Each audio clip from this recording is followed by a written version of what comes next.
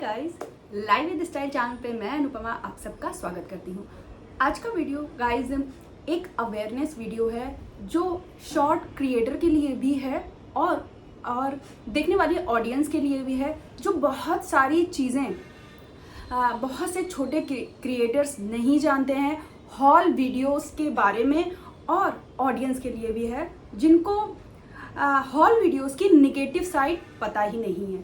तो आज के वीडियो में मैं वही सब बताने वाली हूँ। बहुत सारी बातें शेयर करूँगी और इनके नेगेटिव साइड्स क्या हैं वो सभी शेयर करूँगी, क्योंकि जितने भी बड़े बड़े हॉल वीडियो क्रिएटर्स हैं और जितने भी क्रिएटर्स हैं, चाहे वो इंस्टाग्राम में हो चाहे वो यूट्यूब पे हो, वो अपनी नेगेटिव साइड कभी भी शेयर नहीं करते और किस किस चीज़ों से वो स्ट्रगल करते हैं ये सब भी वो कभी भी अपने चैनल में आप लोगों से शेयर नहीं करते। और बहुत सारी बातें हैं मनी से रिलेटेड, एफिलिएट से रिलेटेड, लिंक से रिलेटेड, वो सारी चीज़ें आज के वीडियो में मैं कवर करने की कोशिश करूँगी और कोशिश करूँगी जितना हो सके आपसे सारी सही और मतलब अवेयर होने वाली बातें आपसे शेयर करूँ। तो ज़्यादा देर नहीं करते हैं, शुरू करते हैं। सबसे पहला पॉइंट जो होता है, जो क्रिएटर के ऊपर सबसे ज़्यादा प्रेशर बनाता है कि हमेशा अननेसेसरी शॉपिंग करना। अब क्योंकि उन्हें वीडियो शेयर करना है जिसके लिए उनको शॉपिंग करना है और कुछ ना कुछ दिखाना है, जिसकी वजह से वो रोज़ यही सोचते रहते हैं कि क्या नया लाऊं और क्या शॉप करूं जिससे हम अपनी ऑडियंस को दिखा सकें।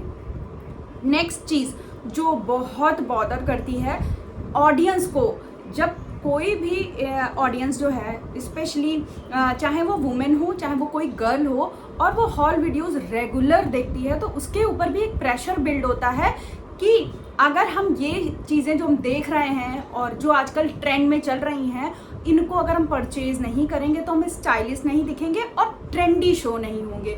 जो सबसे बड़ा प्रेशर बिल्ड करता है या ये क्रिएटर्स, इन्फ्लुएंसर्स बिल्ड करते हैं कि ऑडियंस इन चीज़ों को परचेज करे और इनमें वो स्टाइलिश दिखे। अगर ये कपड़े वो नहीं पहनेंगे तो वो ट्रेंडी और स्टाइलिश नहीं दिखेंगे। तो पहला प्रेशर जो मैंने शेयर किया वो क्रिएटर्स का होता है कि हर वक्त शॉपिंग करना, अननेसेसरी शॉपिंग करना उनकी हैबिट में हो जाता है। नेक्स्ट चीज़ जिसके बारे में मैं बहुत बात करती हूँ कि हॉल वीडियोस जो भी क्रिएट करते हैं वो उसमें सबसे ज़्यादा ना आपका मनी बहुत वेस्ट होता है। जब भी आप शॉप की तरफ जाते हैं, हॉल वीडियोस क्रिएट करते हैं या हॉल वीडियोस देखते भी हैं, तो आप देखेंगे कि ऐसे मतलब वो कुछ चीज़ें ऐसी परचेज करने को कहते हैं जिनका यूज़ ना हम डेली लाइफ में करते ही नहीं हैं उतना, और वो खुद भी उस चीज़ में फंस जाते हैं। सिर्फ अच्छा दिखाने के लिए वो चीज़ आपसे शेयर करते हैं जिनका आप डेली लाइफ में इतना उनका कोई इम्पोर्टेंट रोल भी नहीं है और उतना आप उन चीज़ों को यूज़ भी नहीं करते हैं। और क्योंकि कंटेंट क्रिएशन और हॉल वीडियोस में आपको सब कुछ दिखाना है, सब चीज़ें जिनका यूज़ है उनको भी और जिनका यूज़ उतना है नहीं उनको भी दिखाना है, जिससे पैसे की बहुत बर्बादी होती है। नेक्स्ट चीज़ जो बहुत ज़्यादा मुझे लगता है ये नुकसानदेह है, वो हमारे इन्वायरमेंट के लिए हर वक्त शॉप करते रहना और चीप चीज़ों की तरफ, क्योंकि इस वक्त हॉल वीडियो क्रिएट करने वालों की वजह से इतना चीप चीज़ें भी शेयर करते हैं, क्योंकि छोटे क्रिएटर्स जो हैं इतना पैसा वो लगाना नहीं चाहते हैं। जो ज़्यादातर क्रिएटर्स की जो मेंटल लेवल होता है यही होता है कि जब स्टार्टिंग होगी तो जितना हो सके कम पैसे से वीडियो स्टार्ट करते हैं, और उसके चक्कर में हॉल वीडियोस में वो बहुत चीप चीज़ें दिखाना स्टार्ट कर देते हैं, बहुत ही सस्ती चीज़ें। कुछ चीज़ें तो ऐसी होती हैं जिनको एक बार यूज़ करने के बाद ही वो ख़राब हो जाती हैं। तो वो हमारे इन्वायरमेंट के लिए भी नहीं अच्छा है, हमारी पॉकेट के लिए भी नहीं अच्छा है, क्योंकि जब कोई चीज़ भी आप एक बार यूज़ करने के बाद ही वो ख़राब दिखने लगेगी तो वो आप उसे कहीं भी यूज़ नहीं कर पाओगे। उसका आखिरी सोल्यूशन क्या होगा? हम उसको फेंक देंगे, जो हमारे इन्वायरमेंट के लिए भी नहीं अच्छा है। और आजकल का ये ट्रेंड भी हो गया है फास्ट फैशन में कि आप ऐसी चीज़ें परचेज करो जिन्हें आप एक दो बार यूज़ करो, बाकी उन्हें फेंक दो, जो बहुत ही ख़राब है हमारी पॉकेट के लिए भी और हमारे लिए भी और हमारे इन्वायरमेंट के लिए भी। मैंने देखा है कि बहुत से छोटे क्रिएटर्स चीप चीज़ों की तरफ ज़्यादा जाते हैं और दिखाते हैं और उसका सही रिव्यू भी आपसे शेयर नहीं करते। आपसे शेयर करने के बाद उस चीज़ को यूज़ करने के बाद वो ख़राब है कि वो चलेगी कि नहीं चलेगी, वो एक्सपीरियंस आपसे शेयर नहीं करते। बस उन्हें दिखाना है और जो रीसेंट रिव्यू होता है, तुरंत जो रिव्यू होता है वो आपसे शेयर करते हैं। उसको यूज़ करने के बाद वो चीज़ कैसी निकली, ये चीज़ें बहुत ही रेयर जो इन्फ्लुएंसर्स हैं वो आपसे शेयर करते हैं। और एक और ट्रेंड मैंने देखा है, फेक और ओवर हाइप्ड रिव्यू शेयर करना।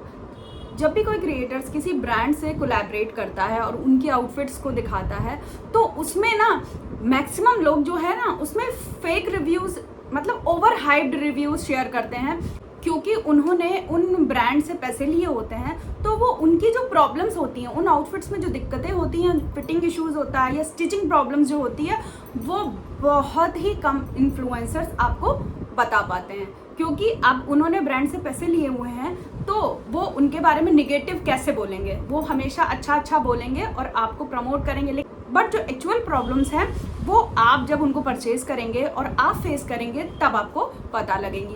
प्लस आउटफिट्स ना सबके बॉडी स्ट्रक्चर के हिसाब से उनके ऊपर अलग अलग तरह की अच्छी लगती है। ज़रूरी नहीं है कि हर आउटफिट हर इंसान के ऊपर अच्छी लगे।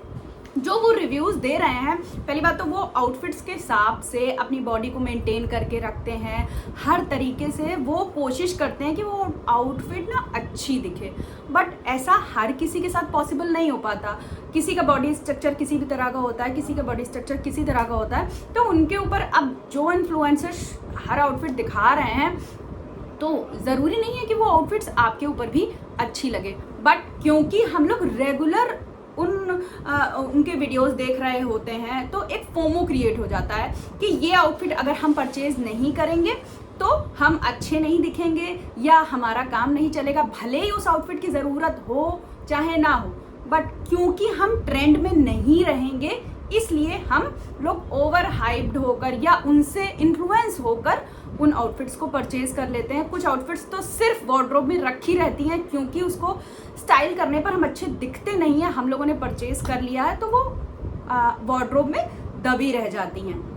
तो ये भी एक बहुत बड़ी निगेटिव साइड है, क्योंकि इस वक्त हॉल वीडियो क्रिएट करने वाले बहुत सारे लोग हो गए हैं और वो इन सब चीज़ों के बारे में अपनी ऑडियंस को नहीं बताते हैं। नेक्स्ट जो क्रिएटर पे भी बहुत इम्पैक्ट डालती हैं और ऑडियंस पे भी बहुत इम्पैक्ट डालती हैं कि इनकी मेंटल हेल्थ पे बहुत असर पड़ता है। सबसे बड़ी चीज़ कि एक जेलेसी, एक इनसिक्योरिटी क्रिएट होने लगती है जब कोई भी ऑडियंस रेगुलर हॉल वीडियोस देखती है, उनसे कंपैरिजन करने लगती है। प्लस जो क्रिएटर्स हैं वो उनसे बड़े जो क्रिएटर्स हैं उनको देख कर उनसे एक जेलेसी और कंपैरिजन करने लगते हैं कि ये इतने अच्छे प्रोडक्ट दिखा पा रहे हैं और मैं उतने अच्छे दिखा नहीं पा रही हूँ। और ऑडियंस ये देखती है कि ये इन्फ्लुएंसर्स को हम लोग फॉलो नहीं कर पा रहे हैं और बहुत सारी चीज़ें अभी मेरे पास नहीं हैं। तो इससे मेंटल हेल्थ पर बहुत इम्पैक्ट पड़ता है। हर वक्त दिमाग में ये घूमता है कि हमें कुछ ना कुछ परचेज करना है। अब चाहे हॉल वीडियोस कपड़े को हों, चाहे हॉल वीडियोस लाइफस्टाइल से रिलेटेड चीज़ें हों या किसी भी चीज़ को शॉप करने की बात अगर आती है, तो अगर आप रेगुलर शॉपिंग वाले वीडियोस अगर देख रहे हैं, चाहे वो लाइफ स्टाइल से रिलेटेड हो, चाहे वो कपड़ों से रिलेटेड हो, किसी भी चीज़ में हॉल वीडियोस जो क्रिएट करते हैं उन वीडियोस को अगर आप देख रहे हैं तो हमेशा आपके दिमाग में ये चीज़ें रहती हैं कि इसे शॉप कर लिया जाए, उसे शॉप कर लिया जाए। अगर ये चीज़ें हमारे घर पे नहीं है तो हम लोगों का घर अच्छा नहीं दिखेगा और ये चीज़ें हम अगर पहनेंगे नहीं तो हम अच्छे नहीं दिखेंगे। तो इन सब चीज़ों का मेंटल हेल्थ पर बहुत बड़ा इम्पैक्ट पड़ता है, चाहे वो कोई क्रिएटर हो या फिर चाहे वो कोई ऑडियंस हो।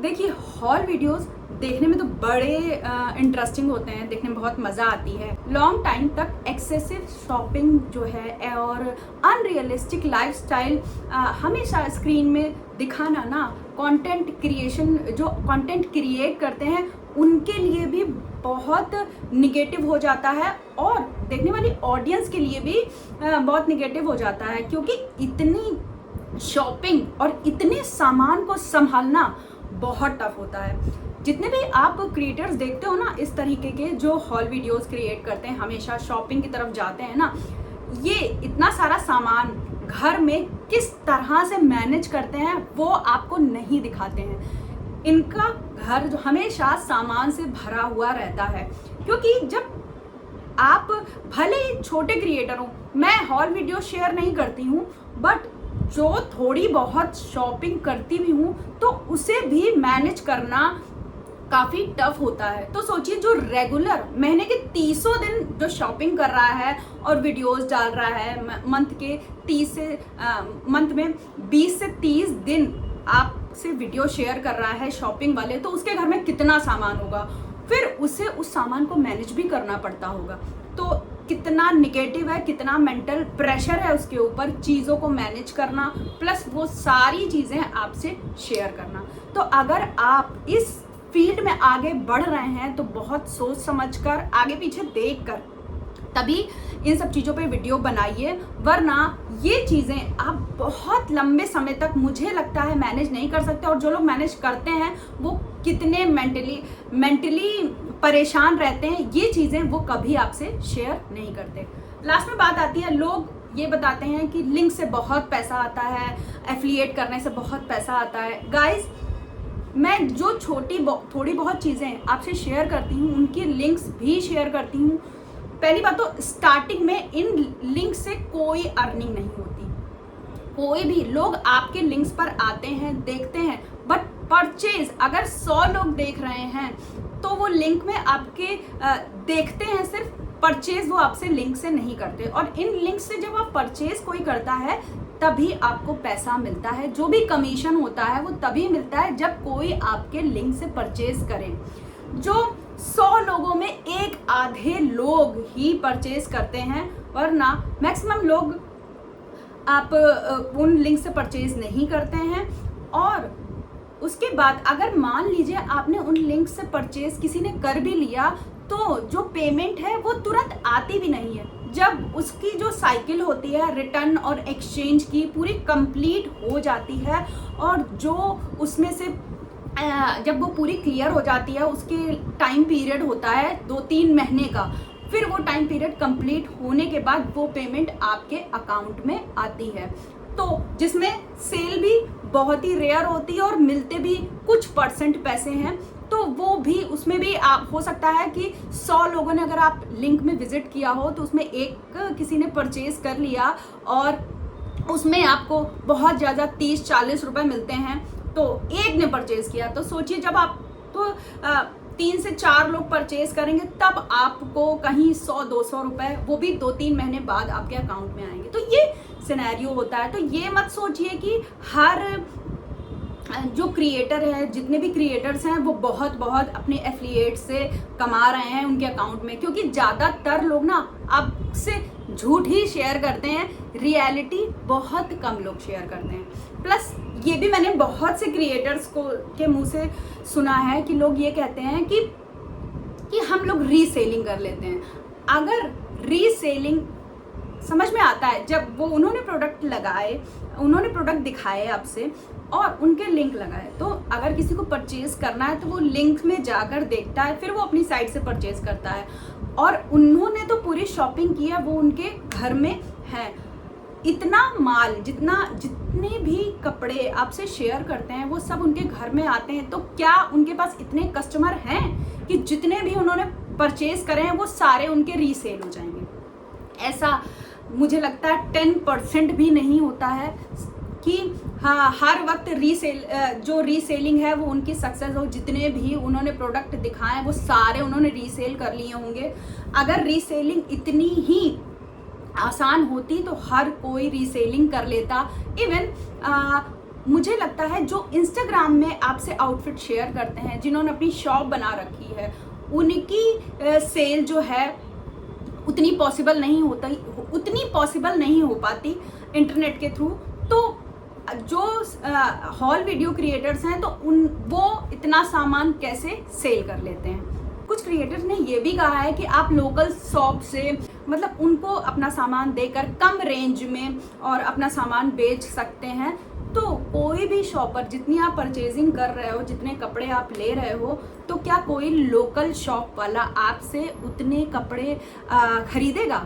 कभी भी नहीं खरीदेगा। जितने बल्क में आप वीडियो शेयर करते हो और एक वीडियो में कम से कम 4 से 5 सूट तो दिखाते ही हैं लोग। तो सोचिए एक वीडियो में 4 से 5, तो पूरे वीक में अगर आप 3 वीडियो भी शेयर करते हो तो एक वीक में कितने कपड़े आपने परचेज कर लिए? क्या कोई भी शॉपर, कोई भी लोकल शॉपर आपसे कम रेट में इतने कपड़े लेगा?